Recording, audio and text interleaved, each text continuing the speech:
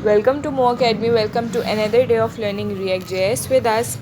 Last time हमने जो topic पढ़ा था वो था custom hook for API calls. आज का जो हमारा टॉपिक है वो है रिएक्ट क्यूरी के बेसिक्स हम देखने वाले हैं, और उसके बाद फिर उसके अंदर लोडिंग और एरर्स और रिट्राई वगैरह किस तरह हैंडल होता है, ये हमारा इंशाल्लाह नेक्स्ट वीडियो का टॉपिक होगा।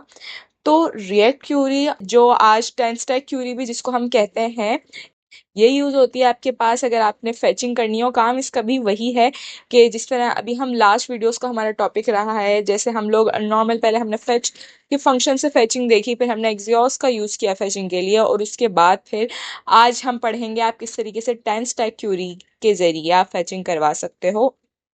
ठीक है, तो अब इसमें और फिर बाकियों में क्या फ़र्क आ जाता है, आज हम वो देखेंगे। इसमें होता ये है कि ये आपके पास कैश मेमोरी का यूज़ करता है। ये आपके पास आपका डेटा जो सर्वर से आ रहा होता है, ये बगैर आपको कॉम्प्लेक्स कोड लिखे हुए, जो हम यूज़ अफेक्ट यूज़ स्टेट का कोड लिखते हैं, और आपके पास जो एक्सियोस कॉल्स होती हैं, मतलब ये कि आपको जब आपने फैचिंग करवानी होती है तो आपने ऑब्वियसली एक्सियोस का यूज़ जब आप करते हो, अगर आपने एक्सियोस यूज़ किया है फैचिंग के लिए, तो आपको उसकी कॉल्स हर जगह रखनी पड़ती हैं जहाँ पर आपको फैचिंग करनी है। तो ये काम सारा मैनुअली आपको करना पड़ता है। लेकिन अगर आप टेंस स्टैक क्यूरी या मतलब रिएक्ट क्यूरी का इस्तेमाल करो तो आपको आपका ये काम जो है ना वो मिनिमाइज हो जाता है। ये चीज़ें आपको थोड़ा सा बेनिफिट मिलता है। अब वो किस तरीके से होता है तो ये हम चीज़ कोड में देख लेते हैं।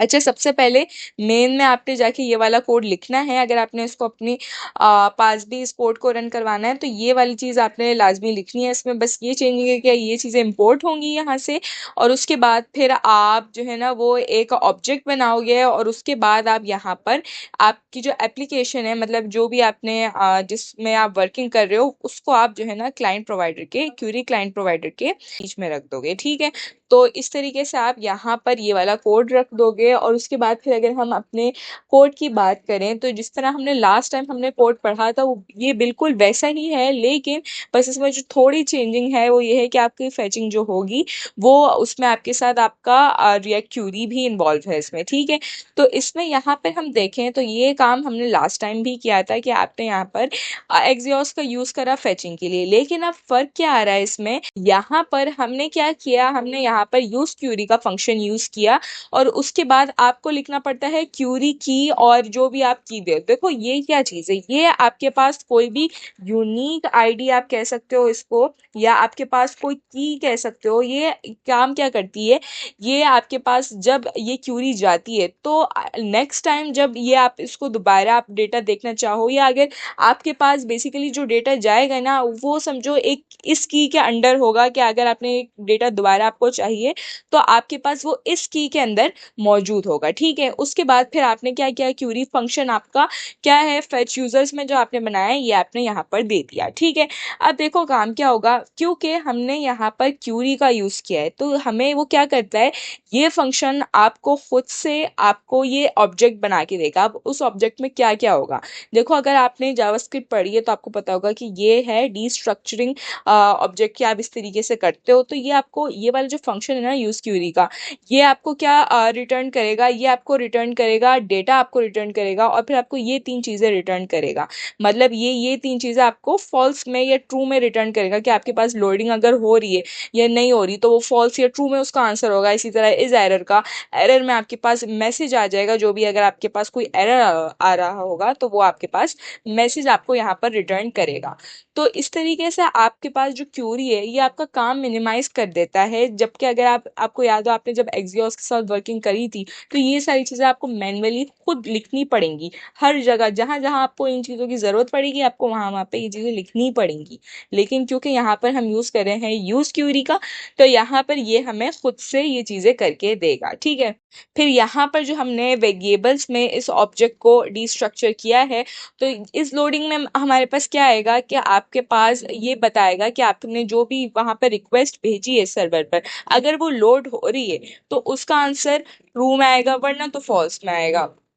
तो जब आपने यहाँ पर इस लोडिंग का आंसर अगर ट्रू में होगा तो वो आपको प्रिंट करके दे देगा डेटा इज बीइंग फेच्ड, और आपके पास क्या प्रिंट हो जाएगा स्क्रीन पर, ये आपके कंसोल पे होगा। अगर आपने स्क्रीन पर देखना है तो यहाँ पर लोडिंग लिखा हुआ आएगा। अगर आपका डेटा अगर आपके डेटा में एरर है तो वो यहाँ पर आपका कंडीशन चेक होगी, और फिर अगर एरर होगा तो वो एरर यहाँ पर आपको शो करवा देगा। और फिर एरर, क्योंकि आपने यहाँ पर एरर का वेरिएबल भी रखा था, यहाँ पर आपके पास एक्चुअली में जो एरर होगा, एरर यहाँ पर आ जाएगा, फिर आप उसको मैसेज उसका प्रिंट करवा सकते हो। ठीक है, तो इस तरीके से आपका काम क्यूरी सिंपल कर देता है बनिस्बत एक्सियोस के। एक्सियोस में आपको ये सारी चीज़ें मैनुअली करनी पड़ती हैं, जबकि क्यूरी में ये चीज़ें आपको वो खुद करके देता है।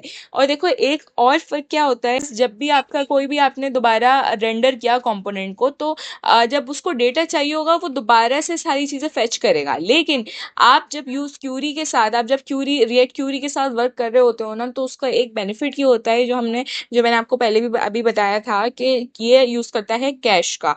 अब उसमें होता ये कि जब आपने दोबारा रेंडर किया उसको कंपोनेंट को, तो वो दोबारा से फेचिंग करने के बजाय वो ये देखेगा कि उसने इसको ये वाला डेटा फेच पहले भी किया हुआ था, तो वो उसने कैश मेमोरी में रखा हुआ है। अब कैश मेमोरी से वो वाला डेटा जल्दी से उसको वो आपको शो करवा देगा। उसके बाद फिर वो इंटरनली अगर वो दोबारा से अगर उसमें कोई भी चेंजिंग आई है, तो अगर वो अपडेट करेगा तो वो इंटरनली करेगा। अभी इंस्टेंटली वो क्या करेगा, जो उसके पास डेटा पहले से रखा हुआ था वो आपको डिस्प्ले करवा देगा। तो ये आपका एक बेनिफिट होता है जब आप रिएक्ट क्यूरी का यूज़ कर रहे होते हो, कि ये आपको कैश मेमोरी से आपको ये फास्ट वर्किंग करके दे देता है। तो इसको अब हम अपने ब्राउज़र पर भी देख लेते हैं, ताकि और अच्छे से समझ में आए। आपको एक कमांड रन करनी पड़ेगी, आपको बेसिकली इंस्टॉल करना पड़ेगा पहले npm इंस्टॉल, और आपको ये चीज़, आप ये पूरा कमांड रन करोगे तो ये आपके पास पूरा इंस्टॉल हो जाएगा। उसके बाद अब सिंपली हमने npm रन डेव किया। अब इसके बाद जो हमें ये लिंक मिला है यहाँ पर, हम इसको कॉपी करते हैं और ब्राउज़र पर पेस्ट करेंगे। तो ये देखो, इसने हम सबसे पहले आपके पास स्क्रीन पर क्या शो हुआ, इसने हमें लोडिंग दिखाई। मतलब ये कि कोई आपका प्रोग्राम, आपका आपका जो कोड है वो क्रैश करने के बजाय वो एक सिस्टमेटिक वे में वर्किंग हो रही है, कि अगर लोडिंग भी हो रही है तो वो आपको स्क्रीन पर लोडिंग का ही मैसेज प्रिंट करवा रहा है। तो ये हमारा रिएक्ट क्यूरी का बेनिफिट होता है। तो फिर उसके बाद जो आपने फेच किया डेटा, वो इसने यहाँ पर शो करवा दिया। इसके अलावा जो कंसोल में वर्किंग करी थी हमने, अगर आप वो देखना चाहो तो ये भी यहाँ से आपको नजर आ जाए, क्योंकि यही चीज हमने कंसोल पर भी प्रिंट करवाई थी और अपने ब्राउजर पर भी। तो इस तरीके से आप वर्किंग करते हो। या हमने फेचिंग देख ली है, आप चाहो तो अगर आप पोस्ट करना चाहो डेटा, या आपको अगर अपडेट करना हो, डिलीट करना हो, तो वो काम भी इसी तरीके से होता है। तो ये आज का हमारा टॉपिक था। आई होप आपको आज का टॉपिक समझ में आया होगा। और आपको कोई भी कंफ्यूजन हो तो वो आप कमेंट सेक्शन में हमसे पूछ सकते हो। हमारे ये कोड और नोट्स आपको हमारे गिटहब लिंक पे मिल जाएगा, जो नीचे डिस्क्रिप्शन बॉक्स में मौजूद है। आपको कोई फीडबैक देना हो, कोई सजेशन देना हो, तो वो भी आप कमेंट सेक्शन में दे सकते हो। इंशाल्लाह नेक्स्ट आने वाले लेक्चर्स को नेक्स्ट आने वाली वीडियोस में ही कंटिन्यू करेंगे। तब तक के लिए टेक केयर एंड अल्लाह हाफिज।